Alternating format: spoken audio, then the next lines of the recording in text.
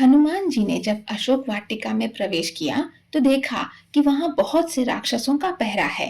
तभी उनकी नजर एक वृक्ष के नीचे बैठी अत्यंत दुखी और उदास स्त्री पर पड़ी जो बहुत विलाप कर रही थी। हनुमान जी ने तुरंत पहचान लिया कि यही माता सीता हैं। वे एक छोटे से रूप में एक वृक्ष पर बैठ गए और चुपचाप सब कुछ देखने लगे। कुछ ही देर बाद रावण अशोक वाटिका में आया। उसने सीता जी को बहुत प्रकार से समझाया और डराया। कहा कि अगर वह उसकी बात नहीं मानेंगी तो वह उन्हें मार देगा। रावण ने सीता जी को अपने महल की रानी बनाने का प्रस्ताव दिया, लेकिन सीता जी ने उसे पूरी तरह से अस्वीकार कर दिया और केवल भगवान राम के बारे में बात की। सीता जी ने एक तिनके को बीच में रखकर रावण से कहा, मैं सिर्फ राम की हूँ, तुम मुझे छुओगे तो तुम्हारा विनाश हो जाएगा।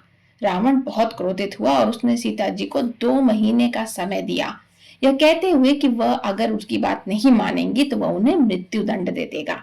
रावण के जाने के बाद सभी राक्षसियां सीता जी को भय दिखाने लगी। त्रिजटा नाम की एक राक्षसी ने, जो सीता जी की सेवा में लगी हुई थी, उसने सीता जी को सांत्वना दी। जब सभी राक्षसियां वहां से चली गईं, तो हनुमान जी ने सोचा कि अब यही सही समय है। उन्होंने भगवान राम की दी हुई मुद्रिका मतलब अंगूठी धीरे से माता सीता के सामने गिरा दी। मुद्रिका को देखकर सीता जी बहुत खुश हो गई, लेकिन चौंक गईं और सोचने लगी कि ये कहां से आई। तभी हनुमान जी वृक्ष से नीचे आकर सीता जी के सामने हाथ जोड़कर खड़े हो गए। हनुमान जी ने अपना परिचय दिया और कहा कि वे भगवान राम के दूत हैं।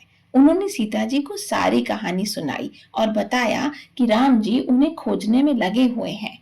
सीता जी हनुमान जी को देखकर बहुत प्रसन्न हुई।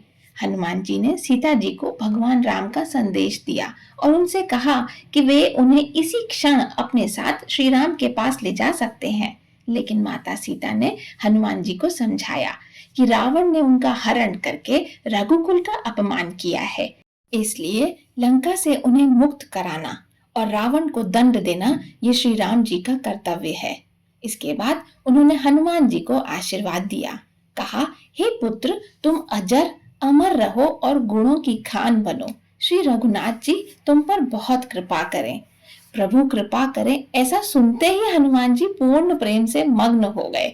हनुमान जी बोले, हे माता, अब मैं कृतार्थ हो गया, आपका आशीर्वाद अचूक है। वे प्रसन्नता से बोले, हे माता, ये सुंदर फल वाले वृक्षों को देखकर मुझे बड़ी ही भूख लगाई है। यदि आप प्रसन्न होकर आज्ञा दें तो मैं थोड़े से फल खा लूं। सीता जी की आज्ञा मिलते ही हनुमान जी ने अशोक वाटिका के फलों को खाना शुरू कर दिया। इसके बाद जो भी हुआ वो बहुत मजेदार है। जानने के लिए जुड़िए हमारे साथ हमारे अगले वीडियो में। तब तक जय श्री राम।